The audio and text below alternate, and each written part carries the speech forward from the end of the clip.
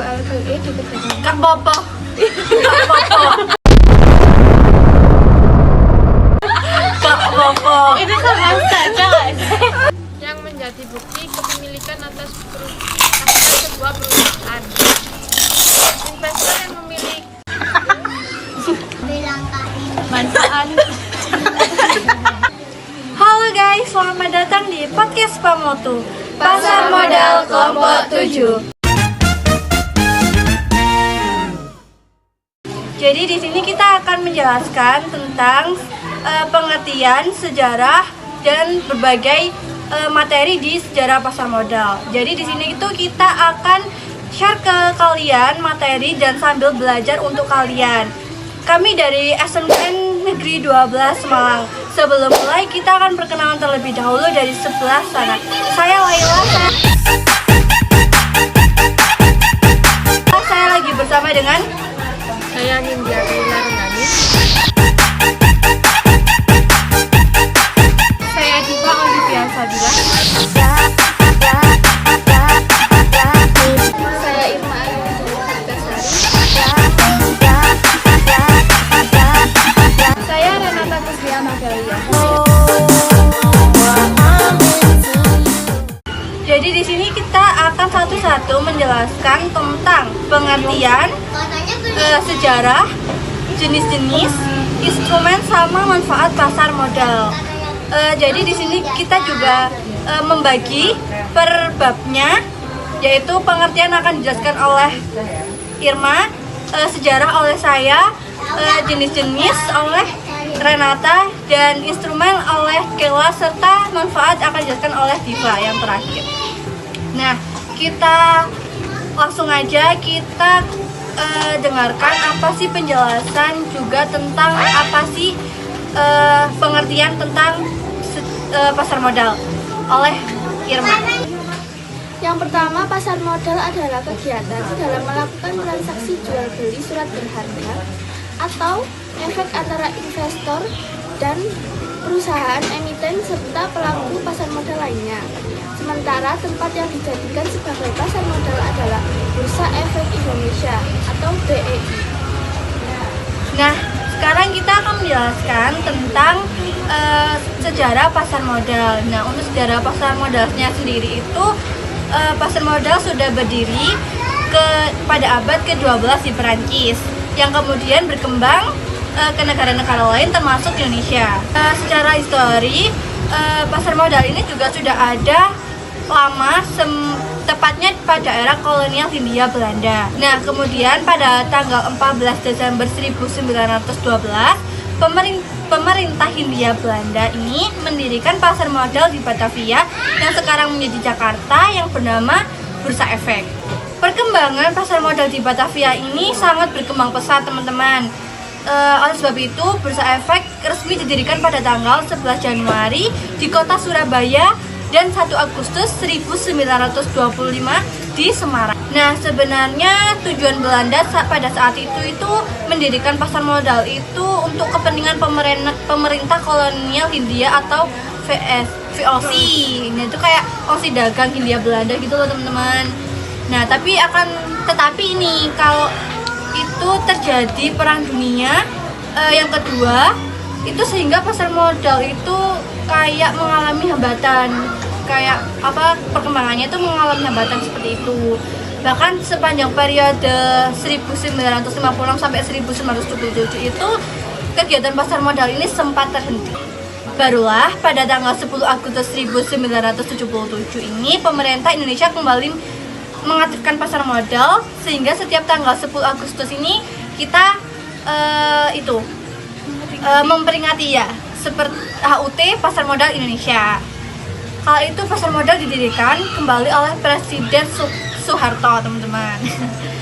Meskipun sudah aktif kembali, cuman pemerintah hanya mengizinkan emisi terhadap 34 perusahaan saja, dan nilai keseluruhannya itu sekitar 1.102,4 miliar.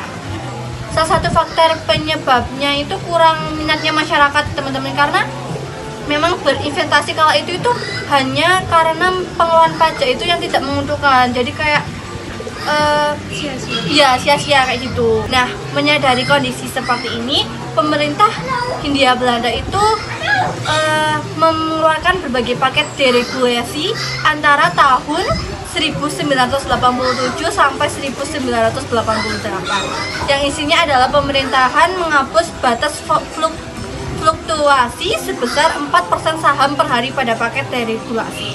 Selanjutnya pada 1990, pemerintah mengeluarkan peraturan tentang swastinasasi bursa efek sehingga pada tanggal 4 Desember 1991 berdirilah PT Bursa Efek Jakarta sampai saat ini.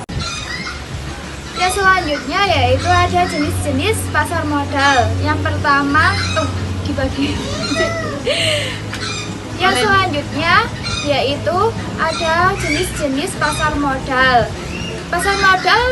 Jenis-jenis pasar modal dibagi menjadi dua, yaitu pasar perdana dan Pasar sekunder. ya benar. Pasar perdana saya jelaskan ya. Pasar perdana adalah pasar di mana efek-efek atau surat berharga diperdagangkan untuk pertama kalinya sebelum dicatatkan ke bursa efek. Yang kedua, pasar sekunder. Pasar sekunder adalah tempat di mana surat-surat berharga yang telah diterbitkan dan diperdagangkan di pasar perdana dapat diperjualbelikan antar investor. Saya akan menjelaskan tentang instrumen investasi pasar modal. Yang pertama ada saham. Saham merupakan surat berharga yang menjadi bukti kepemilikan atas sebuah perusahaan. Yang kedua ada reksadana. Reksadana dikenal sebagai instrumen investasi pasar modal yang menjadi wadah untuk pengumpulan sebuah serta pengelolaan sebuah perusahaan. Yang ketiga ada surat utang atau obligasi.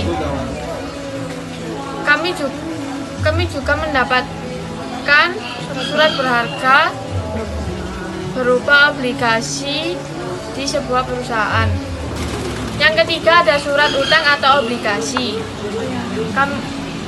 Kami juga bisa mendapatkan surat berharga berupa obligasi di pasar modal. Kepemilikan surat utang dapat dipindah tangankan dan pemegangnya memiliki hak untuk memperoleh bunga serta pelunasan utang pada jangka yang telah ditentukan. Saya akan menjelaskan manfaat pasar modal. Nah, yang saya ketahui ada 3 manfaat pasar modal. Yang pertama, menciptakan lapangan pekerjaan sebagai lahan yang dicari oleh masyarakat. Banyak orang yang berlomba-lomba untuk mencari lapangan pekerjaan. Yang kedua, mendorong perekonomian negara. Ketika investor membeli saham di pasar modal, perusahaan tersebut akan mendapatkan sumber dana dan akan memperluas dan memperbanyak perusahaan tersebut. Yang ketiga, yaitu sebagai sumber pendapatan. Dari setiap transaksi yang ada di pasar modal pasti ada pajak yang dikenakan. Jadi, pajak tersebut akan dicatat dan dimasukkan ke dalam kas negara. Nah guys, gimana setelah mendengarkan materi dari kita? Nah, kemudian kita sudah menyiapkan beberapa pertanyaan untuk kami sendiri. Nah, teman-teman boleh mengoreksi jawabannya benar atau tidak. Kami tidak tahu mendapatkan pertanyaan dari materi apapun itu yang kami ambil. Jadi dimulai dari kelas, silakan ambil pertanyaannya.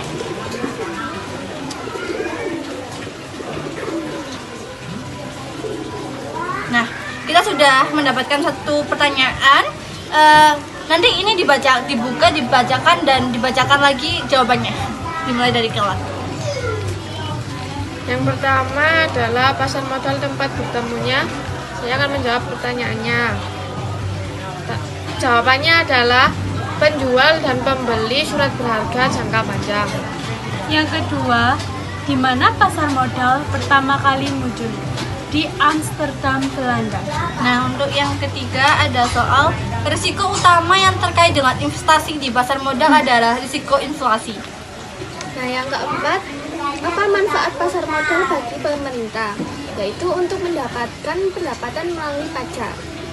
Yang kelima, salah satu peran pasar modal adalah membiayai pembangunan. Nah, ini gimana teman-teman? Nanti teman-teman boleh kasih